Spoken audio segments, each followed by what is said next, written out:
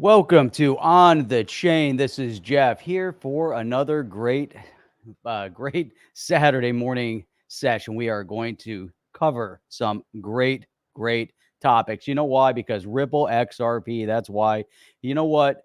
There's some interesting articles that came out recently directly from Ripple. One of them is an interview profile on an employee, and he said something so pertinent. And basically, he was talking about it from an engineering perspective, developing a product that has and you can see a direct impact on people's lives. And I said, you know what? That's awesome in the title, a product impacting people's lives really directly. Cryptocurrency has been moving rapidly over the past 10 years from computer geek to mainstream adoption. And we're going to dig into that because I think that is really the point of all of this. Now, with that kind of conversation, there was a great tweet that came out from John Deaton, attorney John Deaton, SEC v. Ripple. We're going to dig into that one. Stuart Alderoty also came out with something interesting, talking about and highlighting how the SEC is politicizing, what's going on. And actually, he was actually promoting another tweet, something that happened with a commissioner from the CFTC. And we're going to get into that because this is really, really key. You know, if you look at how the SEC has politicized and weaponized their commentary. So just remember that. And there's going to be a lot of other great things that we're going to dig into today. Even another new project that is referencing multi-chain. So if you guys are ready for this, I'm ready. I'm ready to get this thing started. So let's go. Welcome to On the Chain.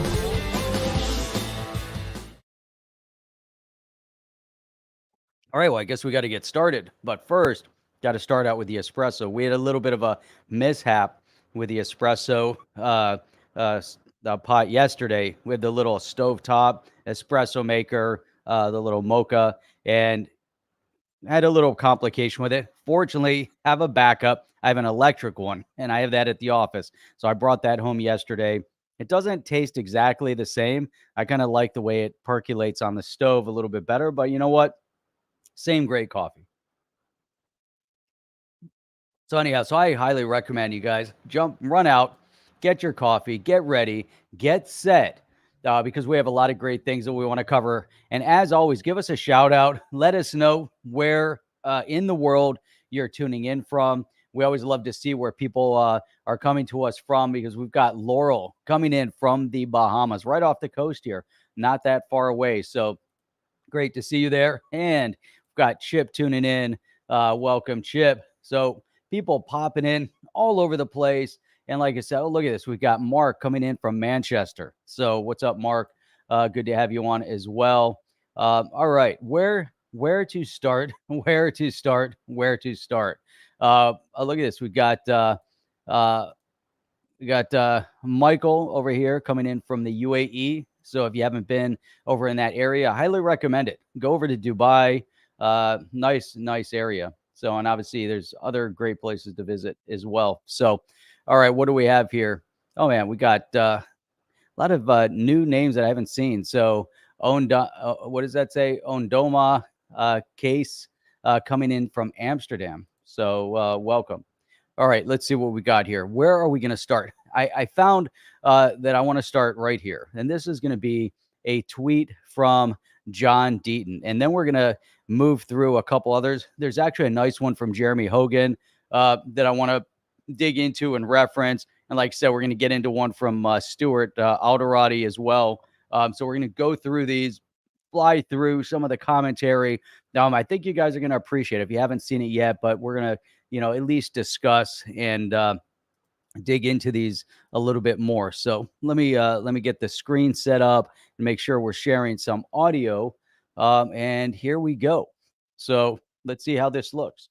All right, so check this out. So we've got John Deaton throwing out a nice tweet here. And think about the ramification of how things are getting orchestrated at the SEC level. Some of the things they say, some of the things that they do. It's really interesting. But here, so John is saying, if you were writing a novel, it's getting to the point where you'd say, no, I can't write that. I can't write that in the plot. It's just too absurd. No one would ever believe that, right? Or something along those lines, he's saying, or similar words, because you just can't make up the type of things that continuously come out of the SEC. And something that I hinted at earlier, when we get into some of the other commentary, we're going to see how, Daddy G, and we've referenced this, is trying to rewrite the narrative based on terminology that he wants to use that will corrupt everything. So, and it's all based on the politicization and the weaponization of terminology and of this their agenda against the overall kind of decentralized rollout of cryptocurrency. And then you say, well, how can you prove that? Well, you know what? We're going to share another video that is coming directly from a nominee from this administration that is going to go to the Treasury, and all she references is the dissolution of private banking. Now, you take away private banking, you move it into the hands of the government. You might as well go back to communist era Russia, or you might as well go to Cuba, or you might as well go to Venezuela. You might as well just not even be in this country any longer, because it no longer makes sense. You cannot have this domination of government rule when it isn't in the benefit of the people. So now the one thing is that the organizations that we reference here, and the organization that John Deaton is leading a lawsuit against the SEC, is there to protect the retail investor. The one thing that they don't do, the one thing that they are not doing, the one thing that they refuse to do, right? Russia is not communist at this point, but go back a little bit. So go back to, I was saying, go back to communist Russia or Soviet Union or whatever, and you can put in a whole, different narrative there, Oskin. So anyhow,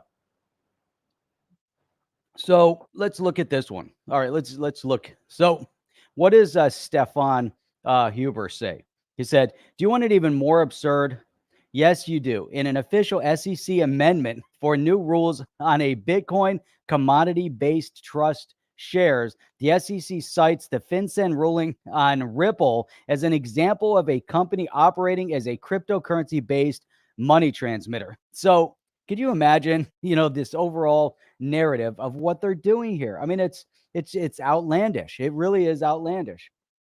So let me see if I can, hang on, I don't want to, let me just remove this for a second. So you can't make up the narratives that these guys are pushing, right? It's crazy. So we can look back to where they're, highlighting, certain things, and it takes time to even dig up, some of the commentary that is out there from the SEC, from the CFTC, and all these different regulatory issues. But all right, let me just, so the link brings us to the document without the highlight.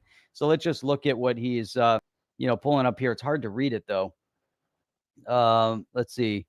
Under applicable FinCEN guidance, virtual currency exchanges such as I can't read that, or that platforms considered money transmitters for the purpose of federal AML law, and must be registered with FinCEN. I don't know why this is so blurry over here.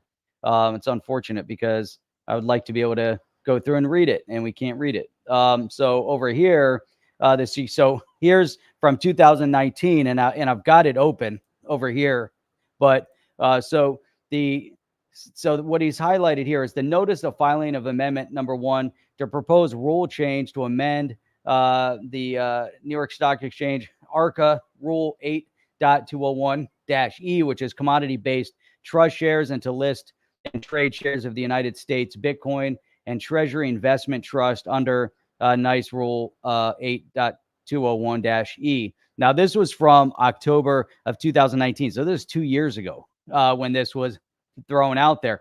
But on September 24th, 2019, the commission instituted proceedings under section blah, blah, blah of the act to determine whether to approve or disapprove the proposed rule. But so it's interesting. You get in here, XRP Gator, infuriating SEC Gov, the case against Ripple and claiming XRP as a security is a sham. Your corruption on the matter is on full display. Do the right thing, end the case. So Joachim is saying, Stefan, can you please put that into layman terms? Someone else says it means they called XRP a cryptocurrency on more than just one occasion.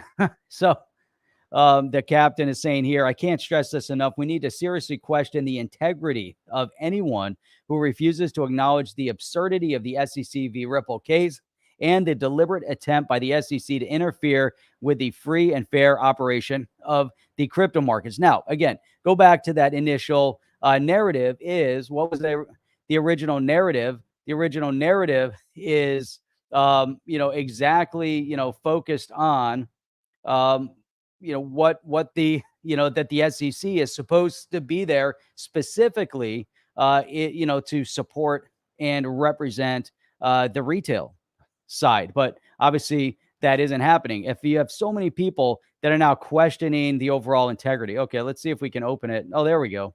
Hey, yeah, that's it. We can see it. We can click on it.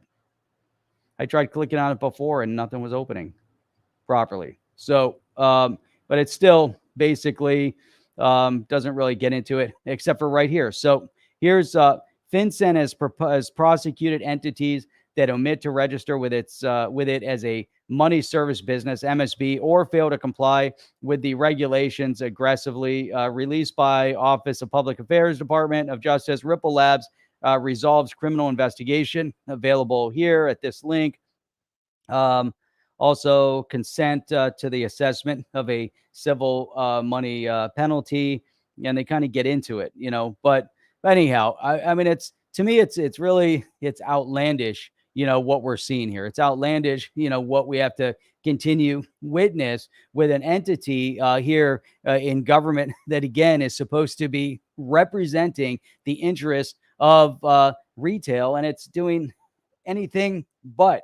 And it just really, crazy. So, so here, Wilbur's saying, having read the first page of the document, doesn't it strike you as odd that a regulatory body decides to change the rules on Bitcoin, an entity that has no centralized organization or person behind it, but by its actions isn't Bitcoin, therefore centralized by the SEC? So here, I think we're being unkind to the SEC. I bet they are frustrated SEC employees that understand XRP holders' positions. The problem is with the self-serving people they put in the role of authority. We all know their names, and the people that keep them in place ungoverned, unchecked. Let them kind of do what they want, and that's it, right? So the commentary really, really solid. I like seeing this type of commentary flow through here, and it really brings up more and more conversation. So let's go over to this other tweet that came from Stuart Alderoty. Now, this one is interesting. Why? Because he's referencing Brian Quintens from, probably butchered his name, but he's a former CFTC commissioner, and he has some really, really solid points that he just made over at, I think it was at Swell. Yeah, it was definitely at Swell when he was there. So let's pull this one up real quick. And we're going to play the video. I'm going to look at, we want to look at the, let's see if I can open it. No, I can't. I can open it. But anyhow, let's look at Stuart's comment first. So Stuart's comment here, former CFTC Commissioner Brian Quintens gives his take point blank. I agree with him. Blanket statements like Wild West thrown out to categorize the entire crypto industry are not language of public policy, but rather of politics, which goes back again to the entire narrative and everything that we've been talking about in regards to Gary Gensler trying to twist the narrative via the changeover in terminology. So Gary Gensler wants to use his own terminology to corrupt the outcome of how then any case or any government body or any legislation will then be written, because he's attempting to utilize his language. And the reason why he does that is because he's the one that taught at MIT, and he never fails to uh, remind people. He always reminds people that he taught at MIT. Now, how many times do you have to self-congratulate yourself and pat yourself on the back? Every single interview, he has to remind people that he taught at MIT. And he does that to elevate his stature in the eyes of those that are watching him. Now, he's already, in a position where he's chair of the SEC. Enough with the MIT. Enough. And the thing is, the reason why enough is because the guy is on the wrong side of history. He's on the wrong side of the direction that everything needs to move in. And Ozkin's saying, I think Gensler has no clue what he's doing. And I kind of, you could look at, it doesn't even understand the fundamentals and the dynamics of blockchain and cryptocurrency. He taught there, but he's not a computer scientist. He came from an investment background. So talk about it from an investment perspective. He's not an attorney, but yet he references the Howey test as though he is the authority on the legal outcome of, how to utilize and reference something against the Howey test. He's the chair of the SEC. Yes, that's one of the things that they're supposed to be doing, but he is projecting himself as the authority, not just any, employee over at the SEC, but he is the guy, right? And he's the guy that's going to corrupt and manipulate the language. Why? Because he's talked about the Wild West, right? And he's talked about a stable value coin. He's the one that talks about stable coins as being no better than casino tokens. It's Gary Gensler that has been twisting the outcome and twisting the narrative, right? So here we have, so how can you use that kind of language when it isn't deriving some sort of outcome towards public policy, but yet it is corrupting the language and the outcome towards a political outcome based on whatever your political outlook is at that point. So, and that's the kind of language that we see coming out of the chair right now of the SEC. So now Susan Friedman, as Brian contends, a specific question. And here it is, as part of Ripple Swell. I asked Brian Contents for his take on the recent comments from some regulators comparing crypto to the Wild West. Okay, his response was eye-opening. Yes, it is. So let's watch this. Okay, hang on a second. Let's go large here. All right, here we go. Let's watch this.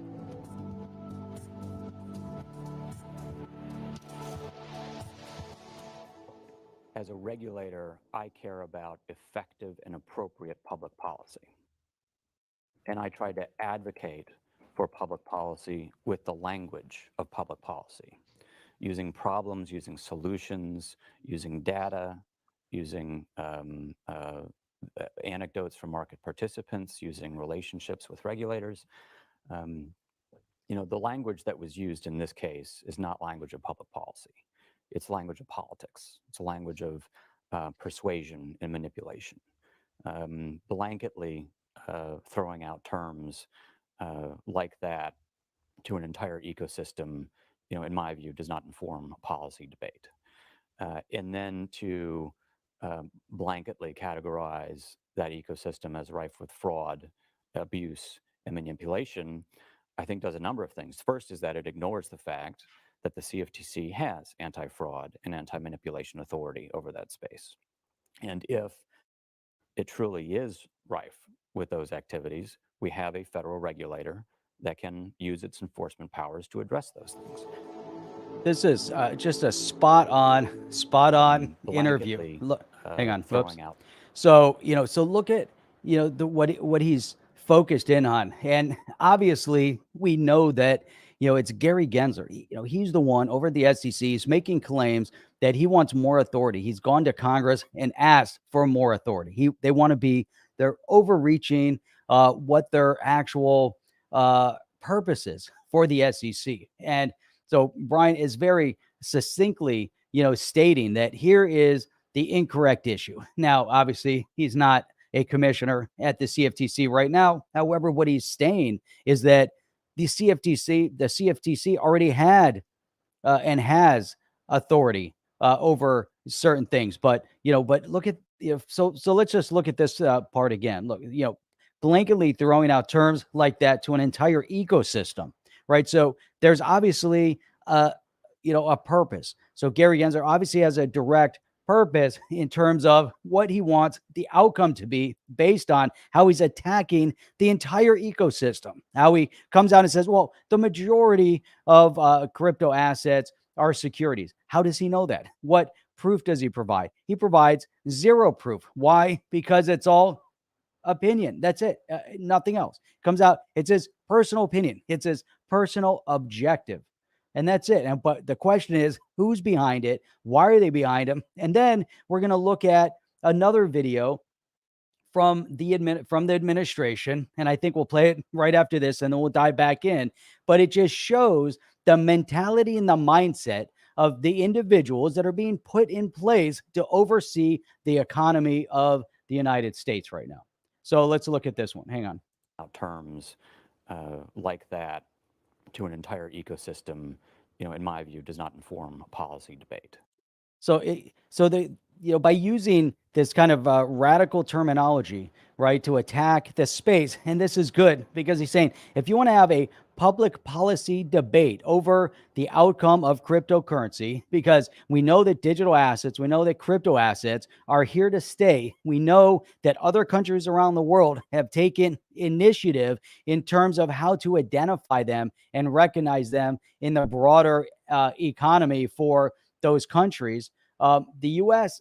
tripping over themselves. You don't hear this kind of language coming out of a lot of other countries. You hear it coming out of the chair of the SEC right now. You hear it coming out of the Treasury Secretary right now. You hear it coming out of a Senator, Elizabeth Warren, right now. You hear them throwing out slanderous, incorrect content or talking points about the entire crypto space, right? And it's incorrect. So that type of negative language, or the fact that they threw in crypto, quote unquote, legislation into an infrastructure bill that will then go and label any entity as potentially being a money transmitter. And so now if you're a miner, you're a money transmitter. And now, you have to, if you're mining and you have to then track every single transaction that occurs in your system,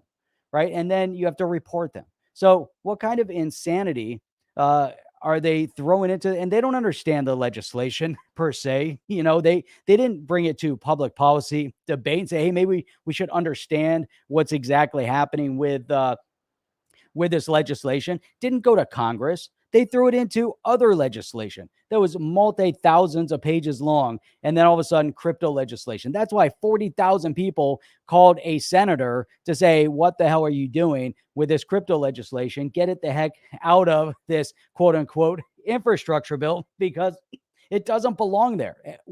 Why put it there? And so the CFTC chair is like, he's also talking about you either are going to have a proper public policy debate over this, or you're going to be overreaching and a zealot, and so let's hang on. And then to blanketly categorize that ecosystem as rife with fraud, abuse, and manipulation.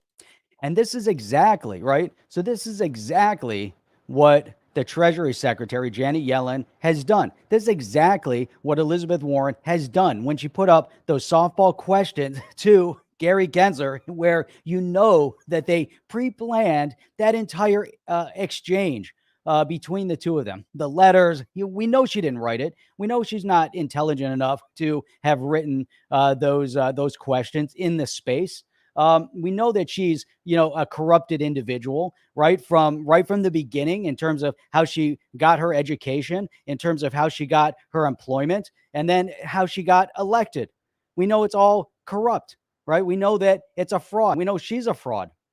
right? And yet she's the one labeling crypto assets as potential rife with abuse and manipulation and fraud. Well, I guess it takes one to know one, right? And, coming right from the very top, right? You have to really look at the entire everything that goes in and around this conversation. So you have the economics of it, then you have the politics of it. And what we're seeing is a corruption within the politics that is trying to manipulate and push the outcome of the end result of cryptocurrency in the US based on some insane ideas that they have, not based on let's have public policy discourse to figure out the best outcome, but they're blanketing, right? So you're going to blanket and categorize that the entire ecosystem, not just individuals within it, because the laws are already on the books. Like Brian is saying here, the CFTC already has oversight authority into fraud, abuse, manipulation. You don't need to just blanket say it exists. Well, if it exists, if there's one company like Mt. Gox, as an example, they get dealt with. You don't need to have new legislation. You don't have to have new bodies. You don't have to, give additional power to, let's say, the SEC to oversee something that doesn't belong categorically, doesn't belong within the confines of the SEC. You have the CFTC, then you have other bodies around it. If there's somebody committing fraud, abuse, or manipulation, there's already things to deal with that. You don't have to say, well, crypto fraud, abuse, and manipulation is different than other financial fraud, abuse, and manipulation, because that's inaccurate. Fraud, abuse, and manipulation is in itself an issue that's dealt with by certain said bodies. And you don't need, the SEC to now see that when the CFTC has that oversight. But you guys, we kind of get, the direction that this is all moving in. And I really, I'm glad that Stuart was able to throw that up there and give his own commentary on it. It really, really, critical point here. And let's see here. I've got some other, really, positive kind of outcome. There's, making an impact within the Asian community. Within Ripple, we've got, and we talked about this a couple weeks back when it was reported, but Ripple continued to build momentum in MENA with the first on-demand liquidity deployment in the Middle East. I want to talk about that. There's actually some things that happened over in Indonesia recently that could really have a negative impact in that part of the region, Indonesia specifically, on how things are seen or managed as well. Let me see if I can find where is. Oh, here we go. All right, so let me pull this one up now. So think about what we're talking about this manipulation, right? Manipulation within the market, the corruption of the terminology. How are they labeling, everything in a certain direction for a certain desired outcome? Now let's look at this. Right. This is so this was the Jewish Deplorable, Trump Jew too, had posted this. But proposal by Biden's Treasury nominee, Omarova, right? So there will be no more private bank deposit accounts, and all the deposit accounts will be held directly at the Fed. Now, think about what this means. Think about the ramification of the fact that this administration has nominated this person with this type of corrupted thinking, that they want to do away with the private entity. This is why you have people like her being nominated. This is why you have people like Gary Gensler that are trying to manipulate and change the terminology of the decentralized space. This is why they had to cram legislation into this quote unquote infrastructure bill as it pertains to crypto. Why? Because if we go back to what Brian was talking about, they don't want to have a public policy debate. They want to just politicize it, and they want to single out the entities that are involved as being themselves corrupted and trying to obscure the truth. And this is why they are coming after, these entities the way they are. And the same reason why Gary Gensler is trying to manipulate and change the verbiage and terminology that he uses, like stable value coin for stable coin. And then also stating some of the things that we just reviewed with Brian Quintens when he was interviewed over at Swell. But let's open this one up. Banking. Hang on a second. Let's rewind imagine this. what would it be So, like? hang on. Whoops. Okay.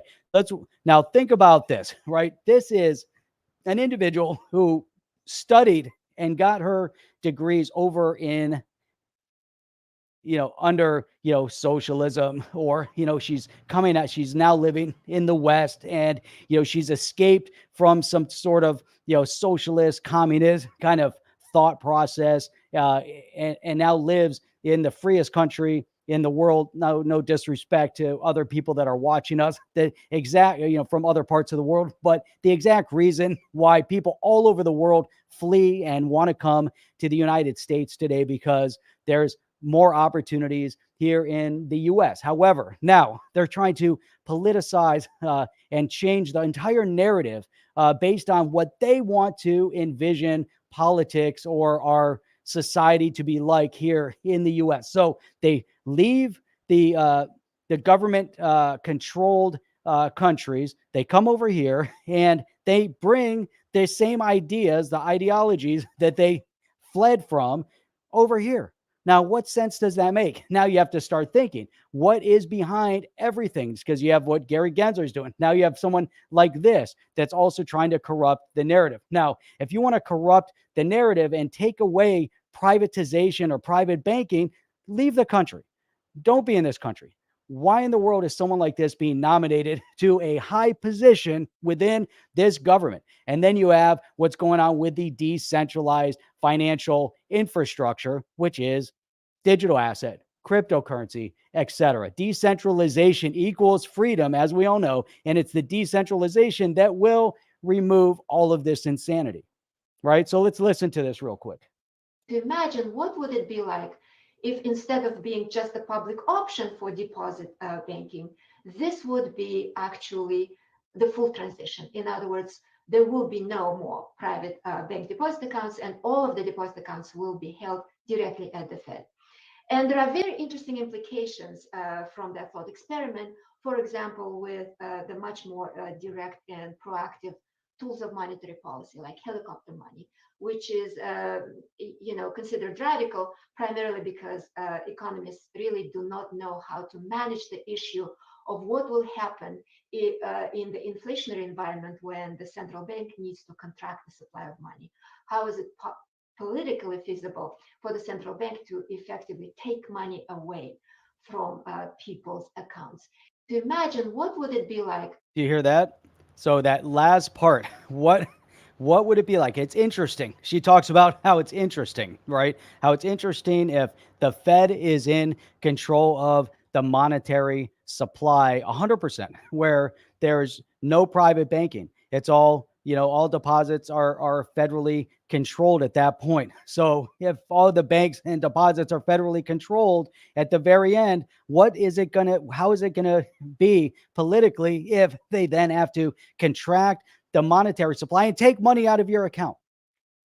First of all, this entire sideshow that's going on right now from an economic perspective, as they try to cover up the realities of what's going on the ground, right? So they're covering up everything. Everything is being covered up, from the idea of the gas price increase. They say, well, and you saw what's her Granholm. What a joke, right? So how she got to the position she's in is unbelievable. But Granholm up there speaking, she's the how I can think of power, but energy secretary. So, here she is in a position. They talk about the increase in gas prices and what it's doing to the people. She laughs about it, right? They are laughing. They are distorting the truth. They are hiding the reality, and they want to continue this narrative that everybody else is stupid, that they're the only ones that know what's going on, and we don't. And they're the smart ones because they have people like Gary Gensler, who taught at MIT. Therefore, if he taught at MIT, he is smarter than everybody else, and everyone has to look up to him because he taught at MIT. Honestly, who gives a shit where he taught? I don't care, because as we know, his ideas are corrupted. And the way he looks at the blockchain or digital assets or cryptocurrency are corrupted. And it comes from a political perspective and not an outcome for betterment of public policy based on what the people need or what the people want, right? So now think about the rise in gas prices in the US. Here they are talking about shutting down another pipeline coming out of Canada, right? At a moment where gas prices are increasing exponentially. So you have gas prices increasing exponentially. And what does this administration tell us to our face? A, there's no inflation. B, the reason why there's an increase in gas prices is because there's limited supply and an increase in demand. And then they turn to OPEC begging from the mafia cartel, oil cartel that is OPEC. They go to OPEC begging from OPEC, begging from Russia, increase production, begging from Saudi Arabia, increase your production. Now, if they have to increase production, the whole idea of shutting down the pipelines in the U.S. supposedly is for environmental reasons. Now, how pompous are you where you can't drill oil on your own land, but yet you can then demand or beg that other countries drill oil on their land, right? Think about that. So these people over here are so warped in their mentality that they want to live in their crystal clean environment, but yet it's okay if you're in Africa, if you're in Saudi Arabia, if you're in Brazil, if you're in Russia, if you're wherever, right? And you can destroy your land. And it's okay if you environmentally devastate your area, but we're not going to do it over here. Right. And then the idea is that the U.S. was energy self-sufficient, now no longer energy self-sufficient. The idea is that we have the stockpiles and the energy capabilities to bring down the price of gas back to where it was. But they twist the logic and the narrative, shut down one pipeline. Now, as we're approaching winter, they're talking about shutting down another pipeline. And then they laugh in your face when people are concerned about the rise of gas prices. This is it, right? And so then you have individuals like this that are a nominee to their position. Take money away from people's accounts. Imagine that, right? Take money away from people's accounts. This is the ideas. These are the things that they are telling us to our face. Right. And so the whole thing is corrupted. So now how can we then trust or rely on these people to have then positive outcome when it relates to things that we're passionate about? Oh, like our economy. Oh, like the newest asset class, digital currencies, cryptocurrency, digital assets, blockchain technology, fintech, right?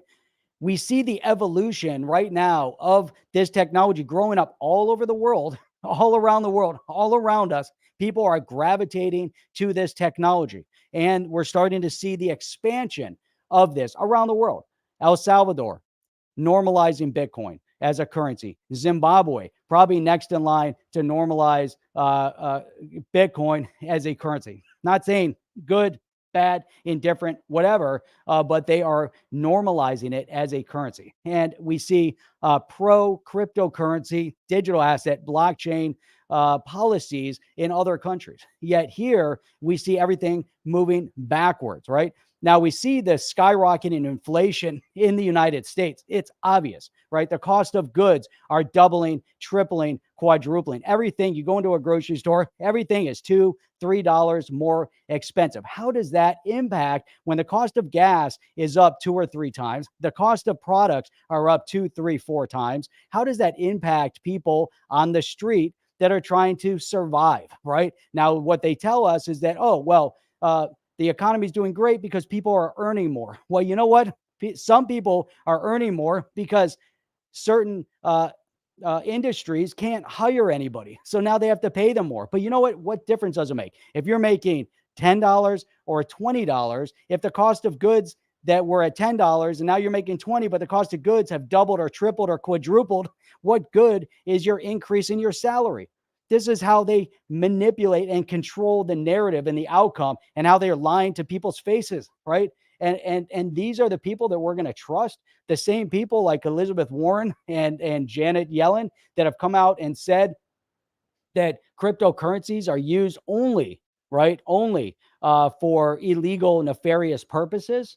And then you have an individual like this that we just saw that's talking about taking away the private deposits. So imagine how that would look, right? If the Fed would then have to shrink the monetary supply and take money out of your account. So imagine a CBDC, a central bank digital currency, or a digital dollar. It gets put into an account, right? But it's central bank controlled, right? We read an article the other day that we're going to see a narrative of CBDCs, cryptocurrencies, and some other form that is going to then change the monetary supply and outcome as they get rid of fiat currency from the market. But imagine you have a US dollar that is digitized. You have the CBDC controlled by the Fed, and now they want to take money out of your account. So now the Fed controls your currency. Why? Because it is a CBDC, a central bank digital currency. And this is what they're referencing. This is the push that they want everyone moving in that direction. Think about the digital yuan. So the digital yuan rolling out on a massive scale over in China. And with that digital yuan, they have 100% control over your spending habits, right? So if you start taking away the private banks, right? You put money in a private bank, the government has no way of seeing inside your private bank without going through the proper channels. And obviously, first, you have to be shown to have done something illegal and has to go through the court system, etc. But now imagine you take away the private bank and it's strictly public, right? Or strictly government regulated. Now imagine they don't have to go through any channels. None. Why? Because they already control the money flow. The digital yuan, if someone steps out of line and they say, hey, you know what? Your social score is too low. Done. We cut you off from your account. Either get in line or you're cut off from your monetary supply. I was just talking about this yesterday in a business meeting, and someone referenced there's some conferences going out around the United States, and there's one large conference that we attend pretty much every year. And this year, they put a limitation on who can attend based on who got a shot or who didn't. Their attendance was normally 70, 80,000 people, currently down, and this is taking place in a couple weeks, currently down to about 9,000 people. 9,000 people are registered. Normally 80,000, currently 9,000, right? However, they are stating that in order to attend, you have to prove that you've been, you know what. So that is a corruption of the system. Now imagine if you have your money, your business accounts, everything in these government controlled CBDCs, and then you want to exist in the world. And they say, you know what? In order for you to work in this field, you now have to abide by what we want you to do, which is what they've been trying to force. And we just saw an interesting outcome in the Fifth Circuit that said that the mandates to private companies there's a stay on it, that the government has overreached their authority and they can't mandate it. And so, but imagine that now they control your bank accounts and they say, you know what? We're going to shut off your bank account. We're going to shut off the flow to your money unless you step into line. We want you to do this. Otherwise, you don't get that. And that they're going to cut off is your money, right? Now, how do you survive without that money? What if they say you can't travel? You can't leave, you can't travel around the city. You can't get on a bus. You can't get on a train. You can't get on a plane. You can't do anything without that proof. Now, we've seen that in different parts of the world. We've seen that in Australia. We've seen that over in Europe. We've seen to some extent in some of the states in the US, like in New York, where they try to promote it and they try to make it sound like it's so great. Now, there's something corrupted in that mentality, and we're seeing it firsthand that it has nothing at all to do with this idea of health and wellness. It has everything. Now, don't get me wrong on this, but this has everything to do with power and corruption and control. Everything, right? You fall into line, and if you fall out of line, they are going to whack you hard. It is the carrot and the stick. The carrot is here's your money. Do you want your money? Do you want your job? The stick is do what we say we want you to do. Otherwise, we're taking away the carrot. And you have an individual like this that is talking about making bank deposits all government controlled. CBDCs, central bank digital currencies, right? So that's the narrative. Then it goes back to where we started, right? On how we were talking about this, which is how is the SEC and others within the administration now corrupting the terminology and the language used, just like Brian contends, former commissioner of the CFTC was saying, using language like the Wild West. Using, language like that is not beneficial to the outcome. Using language like Elizabeth Warren and Janet Yellen are always ranting on about nefarious purposes. They try to manipulate. They want people on their side because most of the public is still relatively uneducated on cryptocurrency. They will awaken and they will become educated on the benefit of cryptocurrency. However, we're seeing that they're trying to hide that. They don't want people to become educated on it, right? They want to make sure that they keep that away from people, right? So there's so much that's going on in this space, and it's crazy. Look at this. So Glad Instant saying in the UK, fuel prices have increased 50% over the last year. 50%. And they're already high over in the UK. Over there, they're probably already spending, I don't know what it was before, but I think you guys were already at like $6 a gallon. I know that in other countries, like in Norway, I think they're like $10 a gallon. I know that when I was over in Norway a couple years ago, we'd fill up the tank of gas. I'm like, holy crap, it was like $150 or something ridiculous like that to fill up the gas. And it's outlandish, right? But that's what they're it's crazy. It's crazy, right? Cryptologic partner. We work for the government. No matter what we do, they're suggesting the power to give us an allowance, no longer own our labor. Yeah, communism does suck, right? They want you to be subservient to the government, and they want to take away the one asset class that is benefiting people all over the world at every economic level, right? Cryptocurrency, blockchain technology, digital asset, however you want to phrase it, is benefiting people at every level of society. It also solves a lot of the societal issues, right? So if you go into certain countries, third world, less developed countries or developing nations, they don't have ready access to banking. A lot of people within the community, you have the wealthy elitist class, the ruling class, they control everything. Then you have those that are trying to survive, just like the one we showed the guy over in Kenya that was a farmer, and he's utilizing cryptocurrency to receive payment. People are paying him in crypto, and he's paying vendors in crypto. All of a sudden, he goes from fiat to crypto, and he joins the greater economic body of the world. Now, they want to prevent that. They want to continuously control the narrative. They want to keep people impoverished. They want to keep people suppressed and poor. And this is the desired outcome. Why? Because if you have people that are oppressed and poor, then you can always reach out to that group as a proof case as to why you need to make changes, why the rest of the world is greedy and they don't want to help them. Why? Because the biggest governmental bodies in the world are the ones that are oppressing them.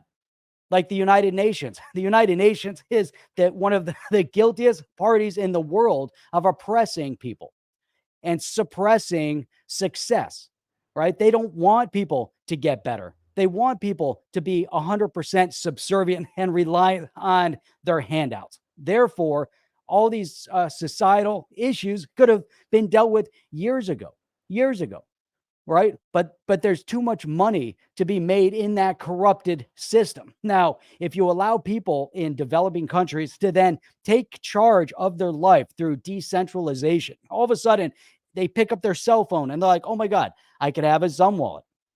I can trade XRP. I can start saving Bitcoin. I can leave and keep my money outside of the the state-run economy. Why? Because most of these people weren't even in the economy. Why? Because they were living in a fiat-based economy. This is exactly why over in India, they did away with certain denominations of paper money, and they burnt a couple years ago. They burnt all of this fiat currency because they wanted to remove it out of the flow. They don't want people living day to day on paper money, and they want to make it more difficult for these people to live. And so this is the reality.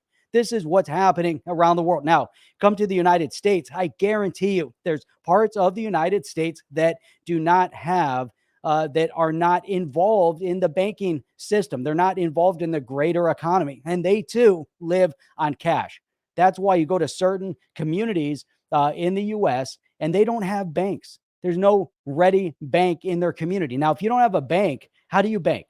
Right? You go to a check cashing store. The check cashing store can charge 20 to 30% of every paycheck goes, and they give them cash. They cash their check, they give them cash, they go back into their community, and everything is cash, right? They don't have the societal norm of credit. They don't have credit. They don't have credit cards. They don't have access to the bank. They don't have access to mortgage. They don't have access to business loans. They don't have access to a lot of these things. Why? Because it was purposeful. It was created with that in mind. They created these areas as a test bed to control entire generations of people and to control the narrative to allow it to bleed out into the rest of society. And it also serves as a monument, unfortunately, to why the rest of the society is bad and the government is good. Because look at how the government takes care of these people. Look at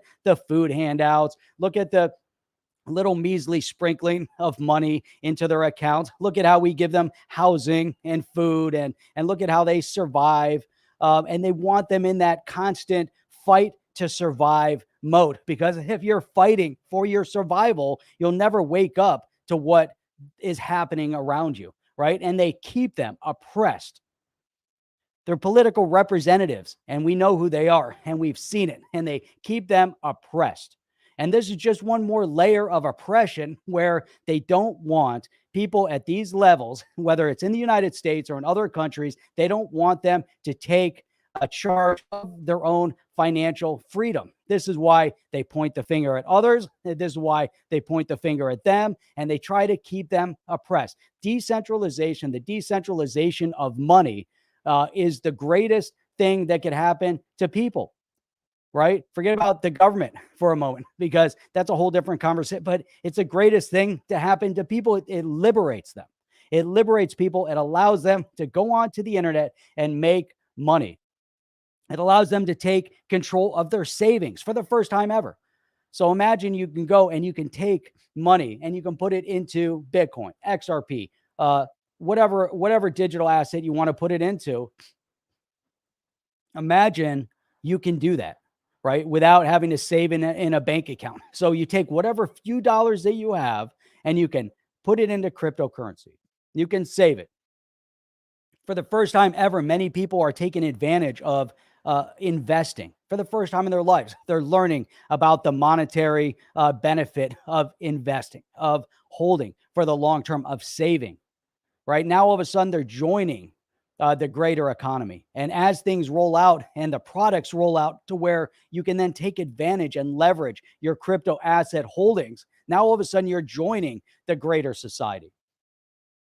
Now, all of a sudden, you're not necessarily paying cash for everything, but your digitized economy is also not controlled 100%, isn't controlled 100% by the government through the CBDCs, right? So this is such a great conversation to have, but it all goes back to people like this. It all goes back to what the outcome, what the narrative is, what they want, right? I could pull up the energy secretary, Granholm, and show how she's laughing in people's face, right? You see what's going on and the orchestration to make places less safe. Again, if you're economically less safe, if you're environmentally less safe, if your streets are less safe, then you become 100% subservient and reliant on who? On the government. And this is all on purpose. So if they make your communities less safe, which is what we've seen around the country, in New York, in California, in Wisconsin, in Minnesota, right? They're trying to disband the police. So you disband the police, you make the streets less safe. People are now afraid to come out on the streets. They're now subservient to the outcome of that dictated area. Whoever the criminal entities will be will then, push the outcome and the narrative of that community. And then you have the government is then in a position to come back in and say, oh, these poor people, it's so unsafe here. Here's what we're going to do for you. And then all of a sudden they come in with the greater hand of the law and they squash whatever benefit and freedoms that you had, because at that point you come begging to the government to do something. And that is the complete overreach. And this is, and I've referenced this so many times before, but there was a book written back in 1994 called Demophrenia. And demophrenia is the schizophrenic nature of democracy. You get to a point within your democracy that you will sacrifice and give up your freedoms in order to prevent some future or current harm. So you're willing to sacrifice freedom, which is what they want you to do. They want to sacrifice your economic freedom with the skyrocketing inflation, the skyrocketing gas price.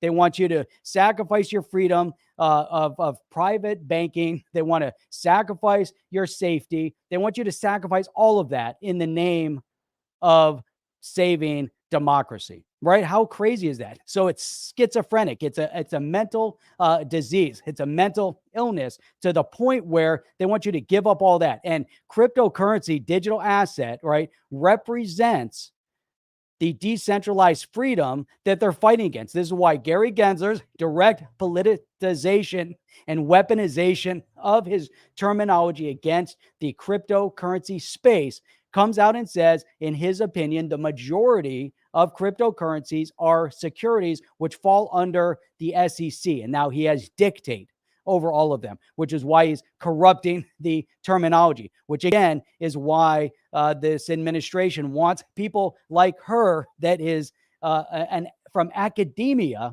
right? They have that when they live in academia, their entire existence, they live within books written by others and written by themselves. And they live in this vacuum in academia where everything seems so perfect. Academia is the biggest capitalist system ever known to man, if you think about it.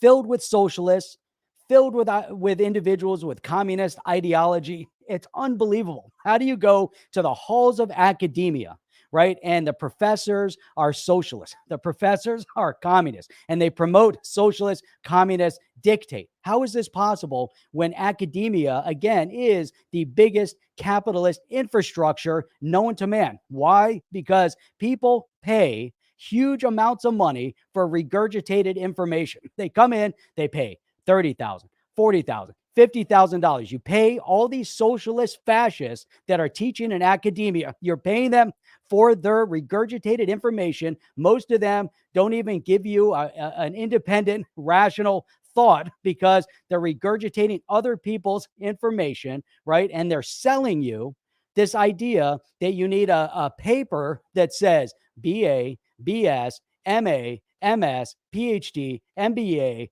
doctorate, whatever. They've convinced entire societies that you can't exist unless you have this piece of paper. Now, in order to get this piece of paper, you have to pay huge amounts of money, and it's run by people like her that have this socialist mentality, right? And because they live in a socialist environment. In academia, they can't be fired. Once they get tenured, they can't be fired anymore, right? In government, same thing. Socialist environment within government. You go into government, you can't be fired. You become a teacher, you can't be fired, right? It's crazy, right? It's crazy. I mean, it's unbelievable. So now you go into this academia environment, right? And you're paying top dollar. Now think about the entire narrative, the whole corrupted infrastructure at this point. How do you pay for school? You have to go out and get loans. Who approves the loans? The government. Why is the cost of tuition going up? Is it because cost of tuition magically goes up? Or is it because the government is financing these institutions to increase tuition, right? They've got you in a vicious cycle. You get a government loan that cannot be discharged through bankruptcy. That means you have a loan that you have to pay back, hundreds of thousands of dollars that you're obligated to pay back because it cannot be discharged in bankruptcy. So now the government backs that up. The institution then says, free money. Oh, well, we used to charge 10,000, but now the government is giving kids that are 18 years old with no credit. Maybe they're going to, borrow off their parents' credit. Maybe not. They're going to give them 10,000, 20,000, 30,000, 100,000, $200,000 in financing to pay for school. The university is like, holy crap, free money. Let's take it. Let's raise tuition. Now it's no longer 20,000. Now it's 30,000. How about 40,000, right? We're going to take $40,000 a year instead of 10,000 because the government's paying for it. That is the transfer of money from government to academia, and it's a vicious cycle. Now the people are stuck with it, right? Because you want to get a college education, you're stuck in this vicious cycle. Because it used to be a couple years ago, you could go to college and you could pay for it. You could pay for it, right? You could work and pay for it. And how crazy is that? It's just insane, right? It's absolutely insane. And then you fall back on people like this that will then corrupt the entire narrative, So that's my rant for today. I know I had a whole bunch of stuff prepared, and it's just crazy. It's just so crazy because it all falls back onto decentralization. The one thing that they fear, they're terrified of, is decentralization. They fear freedom. They fear this one book right here, which is the Constitution of the United States.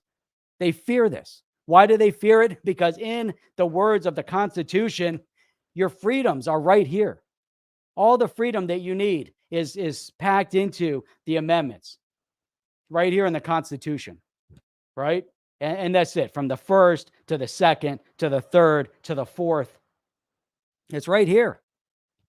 This is what you need. This is decentralization. This is freedom right here.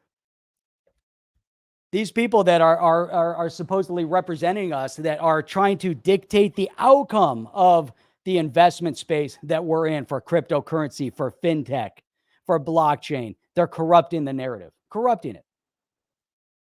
That's why in 2022, the crypto space at large in the US and around the world are going to see a changeover of power like we've never seen before. Why? Because people around the United States that are passionate about their economic freedom, that are passionate about decentralization, these people are going to vote in 22. I don't care if you're a Democrat. I don't care if you're independent. I don't care if you're a Republican. But what's going to happen in 22 is that people are waking up to the narrative. People are waking up to the destruction of our economy through inflation and everything else, and they're making the problems. They've created the narrative. They've created the problem. Then they're going to stick you with their solution, and you're going to beg for their solution. But in 22, everything's going to change. In 2022, you are going to see a changeover of both houses of Congress. You're going to have the House and the Senate are going to flip, right? And right now it's heavily controlled by the leftist progressives, and now it's going to switch and it's going to go center right. Why? Because this is the policy outcome that we need. Why is it? And it's no secret. Why is it that we have more Republicans right now that are in favor of bringing positive outcome to cryptocurrency? We have Democrats too, right? You have Democrats and Republicans, but those are the individuals that we need to focus on.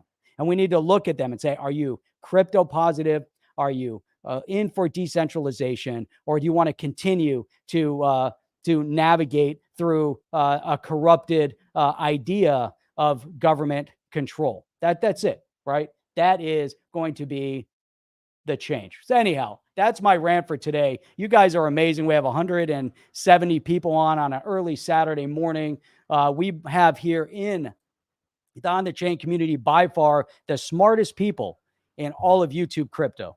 And they all gather here and On the Chain, and it's awesome. I go through the comments. I'm sorry I don't get to all the comments, but I'm trying to read the comments as I'm talking. And you guys are amazing, right? I love the commentary. I love it. It's great.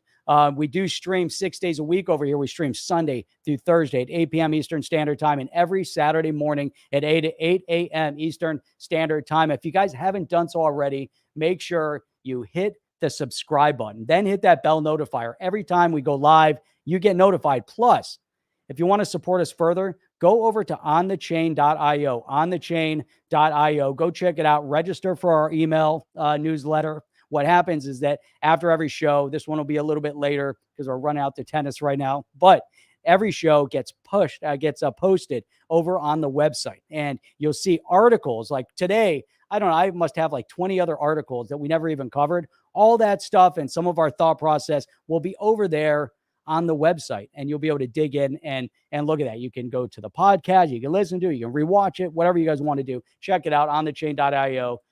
With all of that, you guys are amazing. Look forward to seeing you guys back on tomorrow night, Sunday, 8 p.m. Eastern Standard Time. Until then, we'll see you on the next one. I'm out. Are you down with OTC? Please like, subscribe, and click the bell to be notified when the next video drops.